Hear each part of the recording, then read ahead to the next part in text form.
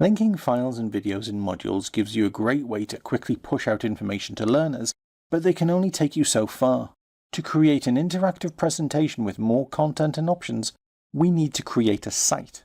A site in Frog is a mini website with multiple pages, where you can embed videos and files. You can lay out each page differently and include interactions such as image hotspots and questions to check understanding. To create a site, use the big plus button in the Frog bar and choose Site. You'll be presented with a blank template. Later on, we'll look at how you can create your own templates to make it easy to create a house style, but for now I'll just click on Blank Template. Next, I give my site a name and description.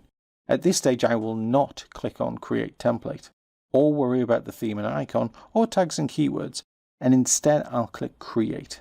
The site opens with this Clouds view, and in the corner where the module would have had its grey Edit button, we now have a black Edit button. Clicking it sees the Edit panel slide out. It's very similar in operation to the module editor, but with a few more options. On the Settings tab, I can change the name of the site and add a description. We'll come back to presentation mode later. In the Themes section, I can customize the look of my site. A theme helps set the tone of the site, formal or informal.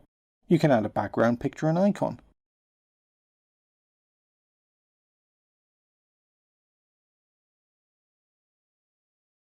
The icon will appear in the site widget in the module view, and depending on the theme, may also appear next to the menu area of this site. I can have up to 3 levels of pages in a site, and Frog will create menus for me just by clicking on the plus button. Note how the Edit panel updates to a Page tab. Unlike a module which has one dotted box for widgets, here I can choose my layout. Widgets will stack underneath each other in each box, so I can get quite creative in my content. I have a few options underneath the layout boxes, and at the bottom I have the option to delete the page. Switching to the Widgets tab, you'll see I have a lot more widgets than I do with modules. None of these widgets has a completion status. Instead, they are here to present information to the learner. I can drag them into the page in the same fashion as before. The text widget is similar to the content widget and allows me to paste from MS Word and similar, or type and format my text directly. The media widget lets me add images, audio and video files. Audio and video files are restricted to those which will play in a web browser, of course. Files such as videos in the WMV format do not play in a browser. MP3 and MP4 files are the usual format you would expect to use. It is worth noting that Frog is not a streaming video service. The platform does not convert video, nor does it stream video. If you have a video file, it will download the contents to the user's computer before playing.